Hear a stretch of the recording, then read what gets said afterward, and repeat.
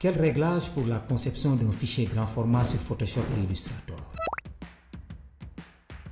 Dans cette vidéo, on va se concentrer sur deux critères cruciaux, la taille et la résolution. Que tu utilises Photoshop ou Illustrator, il est essentiel de bien régler ces paramètres pour éviter les pixelisations sur ton imprimé grand format.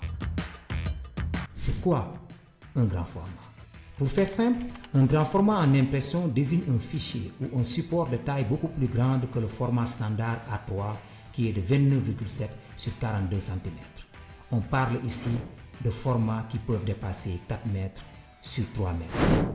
Alors, comment on conçoit graphiquement ces supports grand format? On va aborder la résolution, les dimensions et la capacité de ton ordinateur.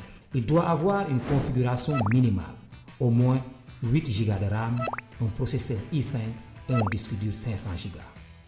En général, il est recommandé de travailler en haute résolution à 300 dpi. Cependant, si tu crées un fichier grand format à l'échelle 100%, c'est-à-dire à la taille exacte, tu peux réduire la résolution à 150 dpi. Je vous montre tout ça sur mon écran. Ici, nous sommes sur Illustrator.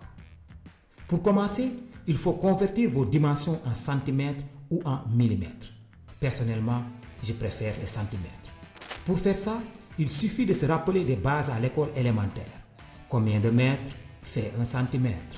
Combien de mètres fait 1 millimètre? Par exemple, pour une bâche de 5 mètres sur 2 mètres, vous convertirez en 500 cm sur 200 cm ou en 5000 mm sur 2000 mm.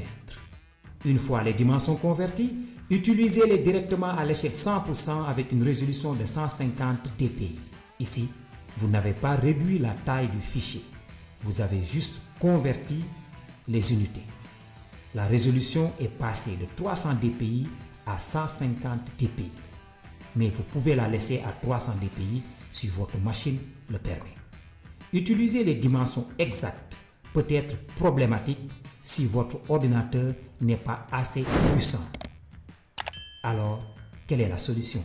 La solution est de réduire les dimensions du fichier, c'est-à-dire la taille du document.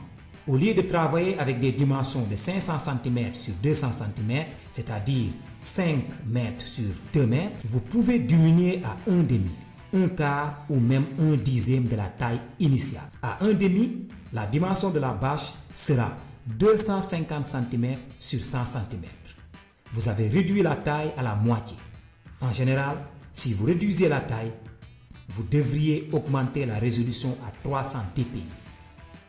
Mais pour une réduction à 1/2, vous pouvez conserver une résolution de 150 dpi selon ce que supporte votre machine. 1/4, la dimension de la bâche sera de 125 cm sur 50 cm. Vous avez réduit la taille au quart.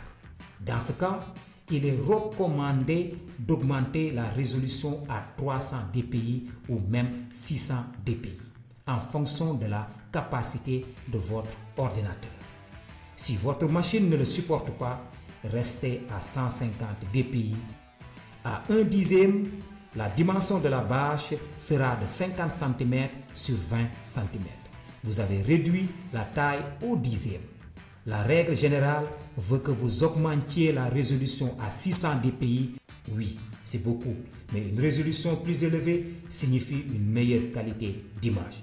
Toutefois, cela dépend de la puissance de votre ordinateur. En termes de réglage pour les grands formats, la logique et les règles sont claires. J'espère que vous les avez bien comprises. Si vous ne suivez pas ces règles, vous risquez des pixelisations sur votre bâche imprimée ou votre Takemono. Si cette vidéo vous a aidé à comprendre les réglages pour les grands formats sur Photoshop et Illustrator, n'hésitez pas à vous abonner, à partager et à laisser un commentaire si vous avez des questions. Ce sera un plaisir pour moi de vous répondre. À très bientôt sur Acacia Academy.